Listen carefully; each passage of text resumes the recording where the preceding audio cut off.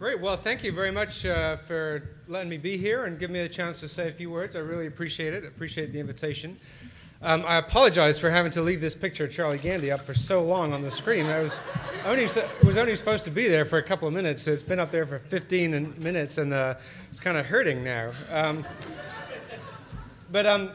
I work for the League of American Bicyclists, and what do I do to change the slide? That one? There you go. The League, for those of you who don't know, has been around for ages and ages and ages. Our mission back in the 1880s was to get roads paved for the first time and to stop carriage drivers from whipping us out of their way because they were angry with us.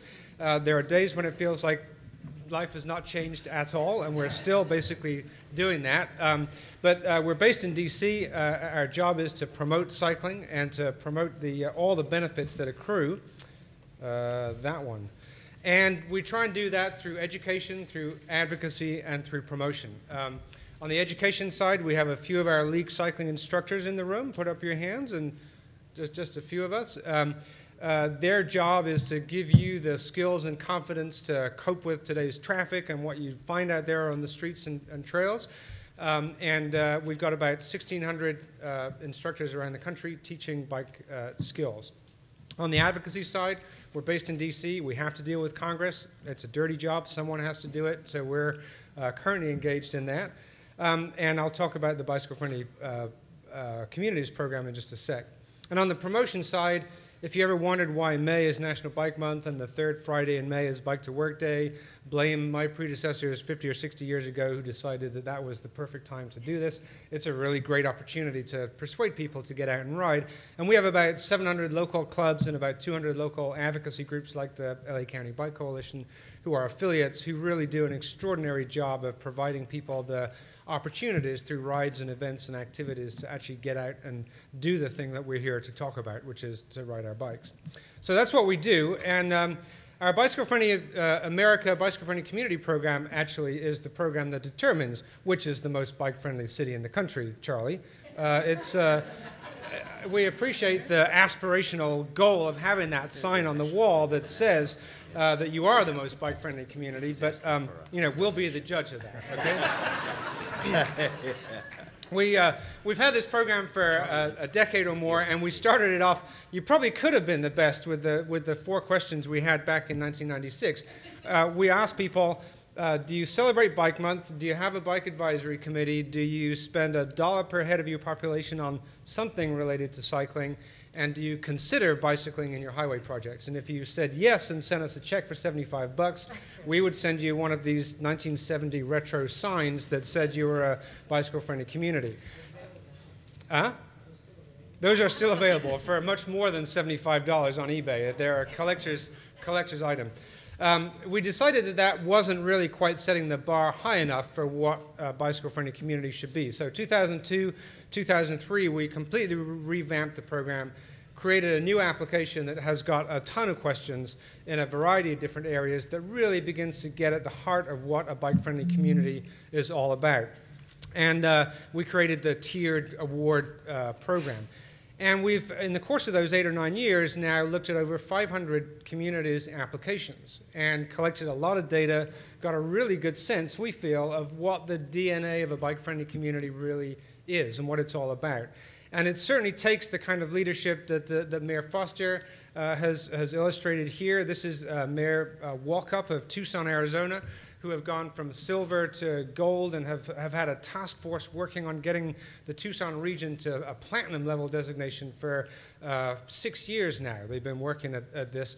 It takes that kind of leadership. It takes a real determination to achieve a set of goals and to lay out a plan that's got targets and measures along the way to really make a difference. It takes the kind of breadth of programs and infrastructure and education and all the different elements to really truly be a successful bike-friendly community. It's not enough to just have a great trail in your community or to just have a great police department or whatever. It's about the entire package, and it's about the culture of cycling that really we're seeing develop in places like Long Beach. And ultimately, it's about actually seeing people out riding their bikes. That is the ultimate test of whether a place is bike-friendly or not. Looking at a slightly finer grain level of detail, the sort of things that we see making a real difference. You know, this isn't rocket science. I'm not really telling you anything that's startling or new, but it's kind of good to get this affirmation or reaffirmation. Having the infrastructure that people feel comfortable riding on, having a master plan that lays out what you're doing, where you're going, why, getting the policies in place that make sure you've got parking and infrastructure and education programs that are institutionalized, having someone who wakes up every morning with the job of making your community a more bike-friendly place is a critical piece of this, and the engagement of you as citizens through advocacy groups and advisory committees is also, we're realizing, just an integral part, integral, I still stumble over some of my English words, Charlie, integral. It's a really important part of it. The good news is that it all seems to be working. And in the places like Portland, if I can say Portland without being booed or without hissing breaking out, in Portland, they're seeing this transformation take place. And they're seeing, with an increase in bike traffic, a decrease in the relative risk of riding out there. It's a phenomenon that isn't confined, thankfully, to Portland. Minneapolis has exactly the same chart. Other cities around the country are showing the same thing. When we get more people out riding, when we provide the infrastructure, we provide the education, we provide the encouragement and incentives to get out and ride, people do it. They do it in significant numbers. And it makes it safer not just for cyclists, but for everybody else as well. So there are more and more examples now of how you are on the right path here in Long Beach and LA County, not the least of which is the recently released American Community Survey data that show in a slightly blurry fashion that the cities that have done the most to encourage people to get out and ride over the last 10 years have seen the most dramatic increase.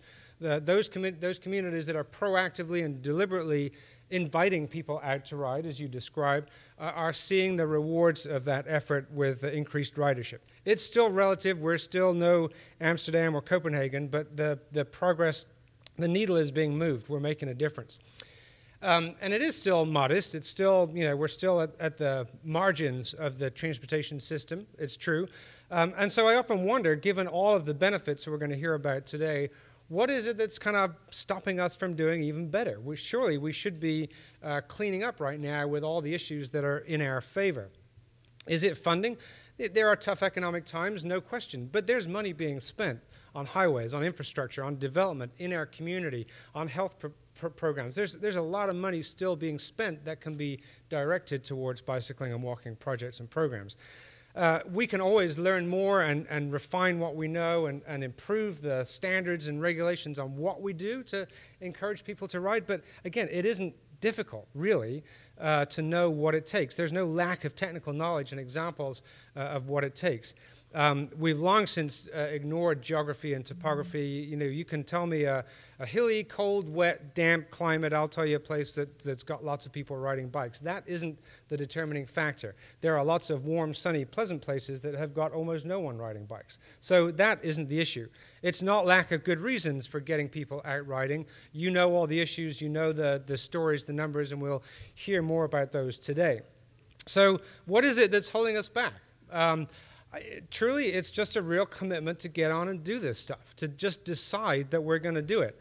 And whatever argument you choose, we've got whatever issue you're most worked up about, I feel like cycling's kind of got part of the answer to what you're trying to do. Most recently, we discovered that when you spend money on infrastructure, the most effective way in terms of creating jobs, which is top of the mind for people right now, is doing it in small-scale, labor-intensive, local projects like bicycle projects, like pedestrian projects, like trails. Much more effective than building mega highways with reconstruction money. So even that argument we can win. Jim and I were talking about military readiness issues. If people are not fit and able enough to serve in the nation's military, then our defense has gone to pot. So what are we going to, how do we deal with that? So it's a defense issue. It's a national security issue. It's a jobs issue that we're dealing with. It would be remiss of me not to show a picture from Copenhagen or Amsterdam. It's sort of in my contract to do that everywhere we go. But what's remarkable about somewhere like Copenhagen, where they kind of get all this stuff, is that people don't think this is anything extraordinary. They don't think of themselves as cyclists. They just get out and ride in huge numbers. 35% of the population rides, to work as a regular. How many of you have been to Copenhagen? You come back, you drink the Kool-Aid, you think, my God, this is fantastic. We got to do this now. And the planners and engineers that you talk to and you show them these slides, you see this kind of glazed look of terror in their faces saying, oh my God, we're going to have to do this. And for years we've said, don't worry. It's taken Copenhagen 30 years, 40 years to get where they are today doing this stuff. Don't panic, it doesn't happen overnight. Well, it turns out that Portland has kind of gone from, actually tripled the amount of bike use in Portland in not 30 or 40 years, but in about 15. So they're kind of upping the ante a little bit, moving things along a bit faster. If you know what's going on in New York City, it's been in the last 5 years that they've put in 200 miles of infrastructure over a very short space of time. They've just announced they're doing bike sharing. They're doing a real transformation of New York City in 5 years. It's, again, a much shorter time period. I got the chance to go to Seville in Spain in March of this year. They've gone from literally 0.2% journeys to work about 3.5 years ago to almost 7% of journeys to work by bike in 2 or 3 years by doing two simple things: putting in a 250-kilometer network of bike paths that aren't perfect by any means, but they're painted green, they're intuitive to follow, and they go everywhere that you want to go. And they've put in a bike sharing program with about 4,000 or 5,000 public bikes. That has seen them transform in 2 to 3 years, which is an extraordinary thing to see. These two people here are not only like crass, loud American tourists, they're Texans who are smiling in a foreign land, unable to speak a word of Spanish, but able to enjoy the city and the community in a unique way because of those opportunities that are provided there. It's really, again, a transformational and inspirational thing to see. I think there are 3 or 4 things that are real game changers right now that we're seeing in communities across the country. Bike sharing is clearly one of those. It's working in Seville, it's worked in Paris. DC has just celebrated the 1-year anniversary of its bike share program. 1 million trips have been made on these bikes. They're running over 6,000 trips a day on the Capital Bike Share program. It's getting people on bikes who just otherwise would not be doing it and who just wouldn't think about it. And it's really forcing change in the community. It's a great thing to see. I was here in Long Beach 18 months ago, a year ago, and this is, what street is this? 3rd Street, 5th Street? Wherever this is now. That's a totally different street. It's the same street. It's a change. It's a different feel. It's a different place to ride a bike. And it's really important, I think, to see bike share, to see protected bike lanes and innovative bike infrastructure along with trails and all the other pieces that we know belong. This is really making a difference and capturing a totally different set of people that want to ride a bike. They just wouldn't do it without this kind of infrastructure. We have to listen to that. At some point, we have to pay attention to that and respond. Even if this isn't the perfect solution, if this isn't the exact detail, we're learning, we're innovating, but the idea of providing this kind of environment for people to ride in, I think, is absolutely critical. Sunday parkways, Cycle Via, the open streets type events, I think, again, are game changers that just open people's eyes to the possibilities in their community. This happens to be Ottawa in Canada, where they've been doing it, who knew, for like 30 years. Every Sunday in the warmer months, they've been doing Cycle Via that we all get excited about and think is innovative and new, and they've been doing it for decades. But that really gives you a totally different perspective on your community once you've done it, and you wonder why you can only do that on Sunday mornings. So I think those kind of events are, again, real game changers. The provision of the bike station and infrastructure for commuting is certainly key, but I think the added benefit of providing information about cycling in your community, the individualized marketing approach, the smart trips or those kinds of programs, again, makes a huge difference because it gives people the education and information they need to change behavior. They want to do it, they just don't know how the bike rack on the front of a bus works. They're intimidated by that. There are programs that teach you how to do that. They don't know where the bike route takes them, where the protected lane ends, starts, and finishes, where the beachfront bike path starts and finishes.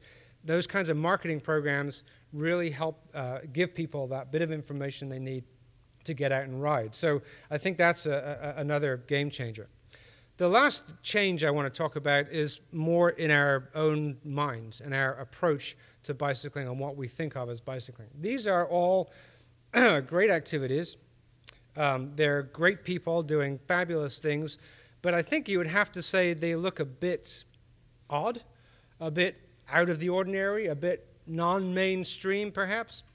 They're crazy. They got on the mountain bike. I would never do that in a million years. It's absolutely insane to me to get dressed up in a full-face motorcycle helmet, careen downhill. The potential for injury is huge. Why would you do that? But people do it. They love it. But it's probably not where most people are when it comes to thinking about, I want to go for a bike ride, so I'm going to find a ski lift and careen downhill at 30 miles an hour on dirt.